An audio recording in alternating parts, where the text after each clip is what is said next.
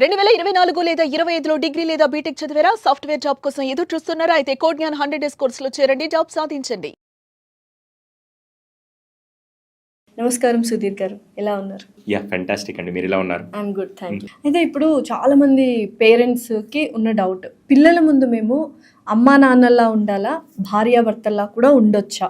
వాళ్ళకి relationship values కానీ healthy relationship ఇలా ఉంటుందని చూపిస్తే బెటరా అన్న క్వశ్చన్ చాలామంది మీ దగ్గర రైస్ చేస్తూ ఉంటారు. ఏమంటారు దీని గురించి? మా దగ్గరికి కౌన్సిలింగ్ మామూలుగా వస్తుంటారు. కౌన్సిలింగ్ వచ్చినప్పుడు కౌన్సిలింగ్ అంటే పిల్లలే అనుకుంటారు. మా దగ్గరికి కొంతమంది అడల్ట్స్ అంటే 30-35 ఇయర్స్ ఉండే ఏజ్ వాళ్ళని తీసుకొని వచ్చి నేరుగా కూర్చోబెట్టి, సార్ మా వాడికి అంతా బాగా చదువుకున్నాడు, మంచి ఉద్యోగం చేస్తున్నాడు, పెళ్లి చేసుకోమంటే చేసుకోవట్లేదు సార్, ఏమంతా అర్థం కావట్లేదు అని అడుగుతుంటారు. వీళ్ళని బయట పంపించి వాళ్ళని కూర్చోబెట్టి, ఏం బాబు ఎందుకు చేసుకోరంటే, సార్ అంతా బాగుంది సార్, కానీ మా అమ్మ నాన్న బ్రతికినట్టు నేను పెళ్లి చేసుకుని ఆ నరకం చూడాలనుకోవట్లేదు సార్ అని చెప్పి అంటారు.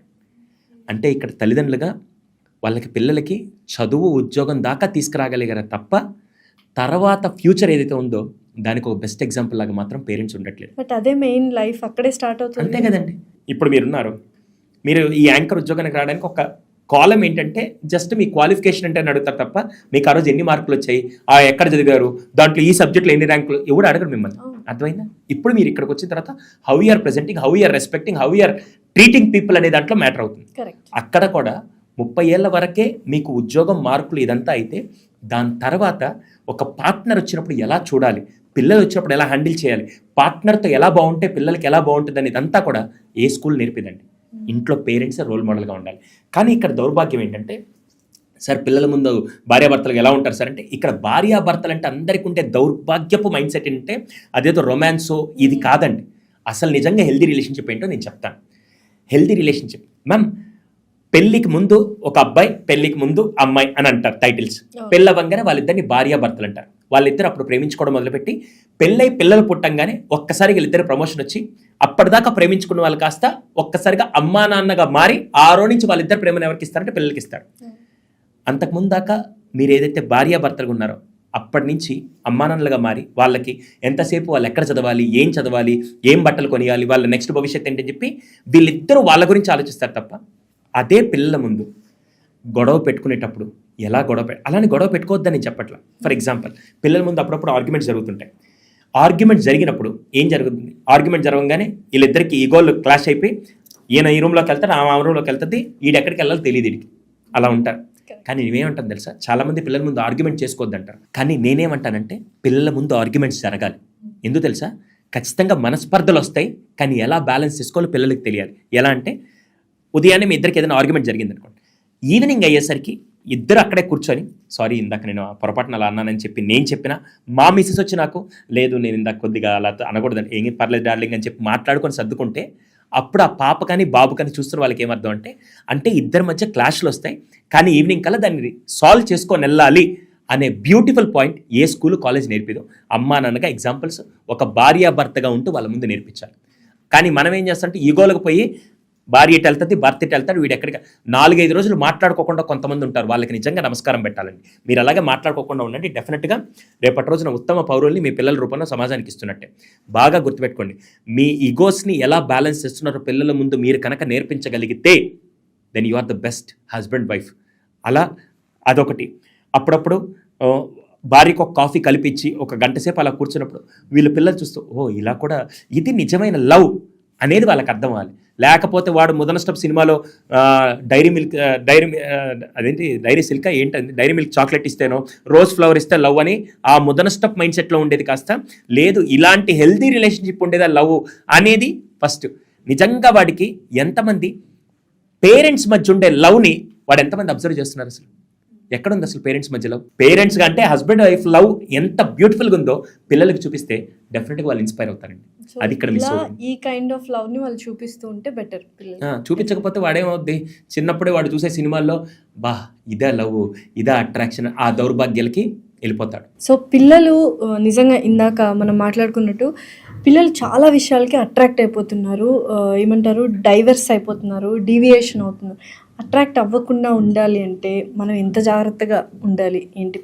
పేరెంట్స్ కంటే ఫస్ట్ వాళ్ళ అంటే పిల్లలకు కూడా ఫస్ట్ చెప్పాలి. అంటే ఏ వయసుకి అట్రాక్ట్ అవుతుంటే మ్యాక్సిమం ఇప్పుడైతే ఆఖరికి 10 years 11 years నుంచే స్టార్ట్ అయిపోయింది దౌర్భాగ్యం అంత. అది ఏంటంటే ఈ మధ్య పార్ష్ స్కూల్స్లో కల్చర్ ఏంటంటే ఫ్రెండ్స్ వచ్చి ఏమి నీకు బాయ్ ఫ్రెండ్ లేడా, ఏమి నీకు గర్ల్ ఫ్రెండ్ లేడా అనే స్థాయిలో ఉండేసరికి ఎక్కడ సొసైటీ కోసం ఉండాల్సినంత స్థాయిలో ఈ మధ్య పిల్లల మీద అది డిఫరెంట్గా పీర్ ప్రెషర్ కూడా ఎక్కువ అవుతుంది. కానీ ఫస్ట్ అక్కడ తెలియజేయాల్సిందంటే పేరెంట్స్గా ఫస్ట్ వాళ్ళు నేర్పాల్సింది అసలు నిజమైన లవ్ అంటే నీ దృష్టిలో ఏంటి ఒకసారి చెప్ప అని పిల్లలతో ఫస్ట్ కూర్చొని మాట్లాడితే ఫస్ట్ మీరేం చెప్పొద్దు, ఇప్పుడు వాళ్ళ ఆలోచన విధానం ఎలా ఉందో ఫస్ట్ తెలుసుకోండి.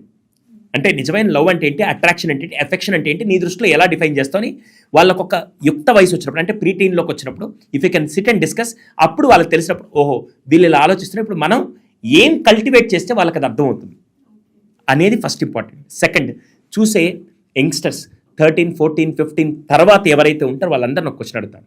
ఇది కొద్దిగా ఘాటుగా ఉండొచ్చు కానీ క్లియర్గా చెప్తాను. అట్రాక్షన్లో ఈ మధ్య ఎంత దౌర్భాగ్యం అంటే ఒక మెడిసిన్ ఫస్ట్ ఇయర్కి వస్తుందంటే ఆ అమ్మాయి ఎంత చదివితే మెడిసిన్లో సీట్ వచ్చి ఉంటుంది. డబ్బులు పెట్టి కొనే వాళ్ళు కూడా కాదు పాపం, వాళ్ళు చదువుకొని ర్యాంక్ సంపాదించిన వాళ్ళు. అంటే ఆమె ఎంత ఫోకస్డ్గా ఎంత చేస్తుంటే ఒక ఆటో డ్రైవర్ని లేకుంటే వాడు సైకిల్ టైర్లు పంచర్లు వేసుకునేవాడు వాడిని ప్రేమించడం ఏంటి, ఆ ట్రాప్లో పడ్డం ఏంటి. ఈ మధ్య చాలా కేసెస్ అవే ఉన్నాయి. స్థాయిని మించి వాడి పనే కొంతమంది అంటే సోకాల్డ్ అబ్బాయిలు అవ్వచ్చు అమ్మాయిలు అవ్వచ్చు వీళ్ళు ట్రాప్ చేయడానికి కొంతమంది రెడీగా ఉంటారు. అంత బాగా చదువుకొని అంత బాగా 18 ఏళ్ల పాటు ఫోకస్ చేస్తూ 18 ఏళ్ల పాటు సీరియస్గా వచ్చిన అమ్మాయి ఎందుకు ఆ చిన్న ట్రాప్లో పడిపోతూ ఎందుకు జీవితాలు నాశనం చేసుకుంటున్నారు. సో అమ్మాయిలు అట్రాక్ట్ అవుతున్నారు అబ్బాయిలకి, అబ్బాయిలు అమ్మాయిల వెనకాల పడుతున్నారు. ఎస్, దీనికి నేను ఒక విషయం చెప్తాను.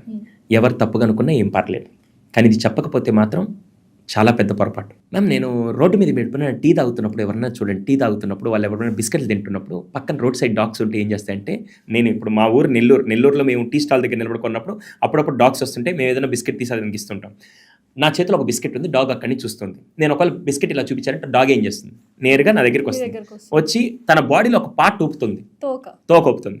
అంటే ఏంటి సార్ పెట్టండి సార్ అని చెప్పి తోకొప్పుతుంది. నేను ఆ బిస్కెట్ ఇచ్చాను అనుకో, ఇంకా నేను ఒక 2 అడుగులు వేసేదాకా కూడా నా వెనకాలే ఉంటుంది, ఎందుకంటే ఇంకో బిస్కెట్ ఇస్తాను అని చెప్పి వెయిట్ చేస్తూ ఉంటుంది.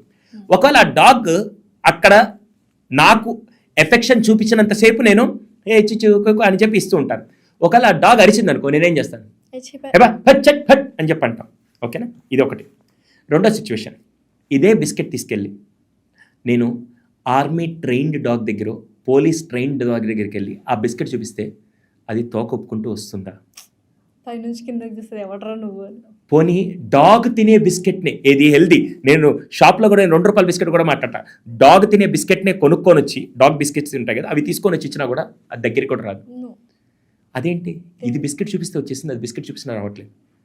వెల్ ట్రైన్డ్ ఒక అమ్మాయి క్యారెక్టర్లో కూడా వెల్ ట్రైన్డ్గా అంత కంట్రోల్గా ఉంటే రేపటి రోజున మనకి రెస్పెక్ట్ వస్తుంది, ఒక అమ్మాయికి కూడా రెస్పెక్ట్ వస్తుంది. ఈరోజు చాలామంది సారీ ఇక్కడ చూసే వాళ్ళందరినీ క్షమించమని తల్లిదండ్రులకు అర్థమవుతుంది, చూసే పిల్లలకు కూడా అర్థం అవ్వాలని చెప్తున్నాను.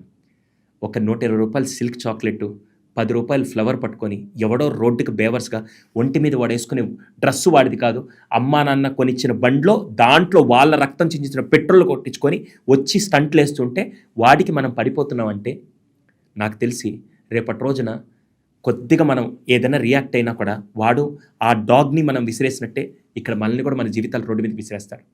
దయచేసి మనందరం ఎలా ఉండాలంటే అది అమ్మాయి అయినా అబ్బాయి అయినా ట్రైన్ డాగ్ లాగా ఎమోషన్స్ నువ్వు కంట్రోల్ చేసుకోగలిగి ఎవడొచ్చినా నీ క్యారెక్టర్ కొనలేని స్థాయికి నువ్వు ఎదగాలని ప్రతి అమ్మాయిని అబ్బాయిని నేను కోరుకుంటున్నాను. ఓకే, నెక్స్ట్ ఇప్పుడు సిబ్లింగ్స్, ఇప్పుడు ఒకరే ముద్దు అంటున్నారు, అది పక్కన పెట్టేస్తే దాని గురించి డిస్కషన్ వద్దు. సిబ్లింగ్స్ రైవల్రీ అనేది ఎక్కువ అయిపోతుంది. వన్ ఆఫ్ ద రీజన్స్ ఎందుకు ఫ్యూచర్లో ఆస్తి కోసం కొట్టుకుంటారు, ఒకడు ఉంటే మొత్తం వాడికే ఇవ్వచ్చు కదా అన్న ధోరణిలో ఉన్నారు. కొంతమంది ఓకే పాపులేషన్ ఇంక్రీజ్ చేయకూడదు, రిసోర్సెస్ కాపాడుకోవాలని ఒకరున్నారు. బట్ ఈ సిబ్లింగ్స్ రైవల్రీ అనేది ఎలా దాన్ని ఆపాలి అండ్ ఎలా రాకుండా చూసుకోవాలి, వాళ్ళిద్దరి మధ్య ప్రేమని ఎలా పెంపొందించాలి అంటే ఖచ్చితంగా చిన్న చిన్న విషయాలు ఏజ్ డిఫరెన్స్లో ఇప్పుడు నేను చిన్న లాజిక్ అడుగుతాను మ్యామ్, ఏమనుకోండి మీరు ఒక యాంకర్ ఉన్నారు, ఇంకో యాంకర్ ఉన్నారు. ఇప్పుడు ఆ యాంకర్ కొద్దిగా బాగా చేస్తున్నారు అనుకోండి, మీకు వెంటనే మనసులో ఏమనిపిస్తుంది, జస్ట్ కొద్దిగా ఈర్ష్యతో కూడిన ఎదుగుదల అవ్వచ్చు, ఏదో ఒకటి ఉంటుంది. ఒకవేళ మీరు బాగా చేస్తూ ఆవిడ బాగా చేయట్లేదు అనుకోండి, మీకు ఒక కాన్ఫిడెన్స్ ఏంటంటే నేను బాగా చేస్తున్నాను అని చెప్పి, అంటే ఇద్దరు వయసులో సమానంగా ఉండి ఇద్దరు ఒకే ప్రొఫెషన్లో ఉంటే there will be some kind of ego అనకూడదు కానీ జెలస్ ఫీలింగ్ లో ఉంటుంది, అంతవరకు హ్యూమన్ నేచర్. ఇక్కడ వచ్చేసరికి పిల్లలు వచ్చేసరికి కూడా ఫస్ట్ నేను పెద్దోడిని అనుకోండి, నేను పెద్దోడిని, నాకు 3వ సంవత్సరం వచ్చేంత వరకు నా మీదే ఒక ప్రేమ, ఒక ఆప్యాయత లేకుంటే అటెన్షన్ అంతా నా తల్లిదండ్రులు నా మీద ఇస్తూ వచ్చి కరెక్ట్గా నాకు 3 years రాగా నేను చిన్న వయసులో ఉన్నప్పుడే వెంటనే ఇంకోటి వస్తున్నాడని తెలిసే టైంకి నా మీద పెట్టాల్సిన అటెన్షన్ అంతా, నా ప్రేమనంతా ఒకడు వచ్చి తీసుకున్నాడు. అక్కడ ఫస్ట్ గ్యాప్ వస్తుంది. అక్కడ ఆ గ్యాప్లో ఈ మధ్య చాలామంది పేరెంట్స్ కొత్తగా ఆలోచించి వాళ్ళు సిబ్లింగ్ రైవల్ని తగ్గడానికి ఏం చేస్తున్నారంటే, ఈ పెద్దోడికి ఎవరైతే ఉన్నారో వాడికి ముందుగానే ఇది నీ బాధ్యత, ఇప్పుడు నెక్స్ట్ రాబోతున్న తమ్ముడో చెల్లో నీ బాధ్యత, నువ్వే చూసుకోవాలి, నాకంటే నువ్వు బాగా చూడగలుగుతావు అని ఒక బాధ్యతని ఎక్కువ పెంచుతూ ఉంటే తల్లి 9 నెలలు ఎంత బాగా చూసుకుంటుందో కడుపులో, అంతే బాగా ఈ బిడ్డకు కూడా ఎక్కువ బాండింగ్ పెంచే విధంగా ఫస్ట్ చేస్తూ ఉంటే, ఫస్ట్ పెద్దవాడి దగ్గర నుంచి చేస్తూ ఉంటే there are high chances sibling rivalry certain age వరకు మాత్రం ఖచ్చితంగా ఉంటుంది, 200% ఉంటుంది. ఎక్కడో లేదు అంటే వాళ్ళు నిజంగా ఒకళ్ళు చెప్పాలంటే 100 కేసెస్లో ఒక 2 కేసెస్లో సిబ్లింగ్ రైవల్రీ ఉండదు, మిగతా 98 కేసెస్లో ఖచ్చితంగా సిబ్లింగ్ రైవల్రీ ఉంటుంది. కానీ బ్యూటీ చెప్పంటారా, సిబ్లింగ్ రైవల్రీ ఎవరి మధ్యలో అయితే ఉంటుందో కొంత దాటిన తర్వాత వాళ్ళు 18-19 years వచ్చాక వాళ్ళిద్దరి మధ్య ఉండే బాండింగ్ ఆఖరికి పిల్లలకి అమ్మా నాన్నకు మధ్య కూడా ఉండదు. అన్ని కేసెస్ కావాలంటే ఇప్పుడు చూసే వాళ్ళని అడగమనండి, చిన్నప్పుడు మేము కొట్టుకున్నట్టు ఎవరు కొట్టుకోలేదురా, కానీ ఈరోజు నేను నిలబడింది కారణం మా అక్కో, నా తమ్ముడో, నా చెల్లో, నా అన్నో అని చెప్పేవాళ్ళు చాలా మంది ఉంటారు. రేసుగురం సినిమా అదే ఎగ్జాంపుల్. ఎగ్జాక్ట్లీ. డెఫినెట్లీ. దాంట్లో నేను ఒకడిని. మా నాన్నగారు చనిపోయేంత వరకు 8th class వరకు నేను, మా అన్నయ్య అసలు ఎంత అంటే మా అన్న నాకు టార్చర్ చూపించేవాడు, నేను మా అన్నయ్యని కొట్టే అలా కొట్టేవాడిని. కానీ ఈరోజు మీ ముందు ఇలా కూర్చుంటున్నానంటే కారణం, ఈరోజు మీ ముందు ఇలా ఈ పొజిషన్లో సైకాలజీ డిగ్రీ రావడానికి కారణం ఆ దేవుడు మా నాన్నగారిని తీసుకెళ్ళిపోతే మా నాన్నగారి రూపంలో ఒక అన్నయ్యని పెట్టి అరే ఈడు నిన్ను చూసుకుంటాడని చెప్పి నాకు ఈరోజు ఈ పొజిషన్ ఇచ్చిన వ్యక్తి ఎవరంటే మా అన్నయ్య. అప్పుడు చిన్నప్పుడు కొట్టుకున్నాం కదా, కానీ ఈరోజు నిలబడడానికి కారణం నేను ఈరోజు ఒక ప్రొఫెషన్లో ఉండి ఇంత గౌరవం పొందుతున్నానంటే నా బ్యాక్ ఎండ్ ఒక స్ట్రాంగ్ పిల్లర్ ఎవరైనా ఉంటే మా అన్నయ్య. అందుకే అంటారు అమ్మలో ఆ నాన్నలో నా కలిపితేనే అన్న. ఖచ్చితంగా అండి, ఖచ్చితంగా ఆ పొజిషన్ ఉంటుంది. సో సిబ్లింగ్ రైవల్రీ కొంతవరకు ఉంటుంది, కానీ మీకేంటంటే ఏజ్ పెరిగే కొద్దీ వాళ్ళు మెచ్యూర్ అవుతున్నప్పుడు డెఫినెట్గా వాళ్ళ బాండింగ్ చాలా బాగా ఏర్పడుతుంది. ఈరోజు ఎంతమంది అక్కలు ఎవరైతే ఆడవాళ్ళు ఉన్నారో, ఎవరైతే వాళ్ళకి తమ్ముడు ఉంటారో ఆ తమ్ముడు చూసుకున్నట్టు అక్కలు ఇంకెవరు చూసుకోరు. అవును, అర్థమైందా? ఫేవరెట్. ఎంతమంది చెల్లెలు ఉన్నారో వాళ్ళకు ఒక అన్నయ్య ఉంటే ఆ అన్నయ్య ఆఖరికి తన భార్యను అంత బాగా చూసుకుంటలేదు కానీ ఆ చెల్లి కోసం ప్రాణం ఇస్తాడు. అన్న చెల్లెలు అక్క తమ్ముడు గురించే చెప్తున్నారు, అక్క చెల్లెలు అన్న తమ్ముడు గురించి చెప్పరా ఏంటి? అన్న తమ్ముడే, నేను అక్క చెల్లెలు ఉంటారు. వాటిలో కూడా ఇప్పుడు నేను సేమ్ జెండర్ ఉన్న సిబ్లింగ్స్ ఉన్న సిబ్లింగ్స్ కూడా ఇప్పుడు నేను ఎగ్జాంపుల్, మీరే ఎగ్జాంపుల్. ఇప్పుడు మీ సిస్టర్ కోసం మీరు ఎంత సపోర్ట్ చేస్తున్నారు, నేను నా బ్రదర్ నా కోసం అంతే సపోర్ట్ చేస్తున్నాడు. ఈరోజు నేను మా అన్నయ్యకి అంతే సపోర్ట్ చేస్తున్నాను. కాకుంటే ఏంటంటే ఆపోజిట్ దానికి ఇంకా ఎక్కువ నెక్స్ట్ లెవెల్ బాండింగ్ ఉంటుంది. ఇది మాత్రం నేను చూసిన అన్ని కేసెస్లో కావాలంటే ఇప్పుడు చూసే వాళ్ళు కూడా కింద వాళ్ళ ఎక్స్పీరియన్స్ రాయమనండి. ఒకవేళ అన్న తమ్ముడు అక్క చెల్లి ఉండే ప్యాటర్న్ కాకుండా మిగతా వాళ్ళు అన్న చెల్లెలు కానీ అక్క తమ్ముడు ఉండే ప్యాటర్న్ అయితే నెక్స్ట్ లెవెల్లో ఉంటుంది. డెఫినెట్లీ మేము కూడా అప్పుడప్పుడు ఫీల్ అవుతుంటాం ఒక అన్నయ్య తమ్ముడు ఉంటే బాగుండేది, బట్ కజిన్స్ ఉన్నారు. ఎస్ నాకు కూడా చెల్లెలు, అందుకే నేను నాకు ఆ సిస్టర్ ఫీలింగ్ లేదు కాబట్టి ఇప్పుడు కలిసిన నా దగ్గర సూపర్ మామ్స్ ఒక 5,000 మంది ఉన్నారు. వాళ్ళందరినీ అమ్మ నేను మీ సొంత అన్నయ్యలాగా తమ్ముడులాగా ఫీల్ అవ్వండి, ఎందుకంటే ఆ బాండింగ్ నెక్స్ట్ లెవెల్ అండి. అందుకు సుమన్ టీవీలో మీ పర్సనల్ అండ్ బిజినెస్ ప్రమోషన్స్ కోసం కింది నెంబర్కి కాంటాక్ట్ చేయండి.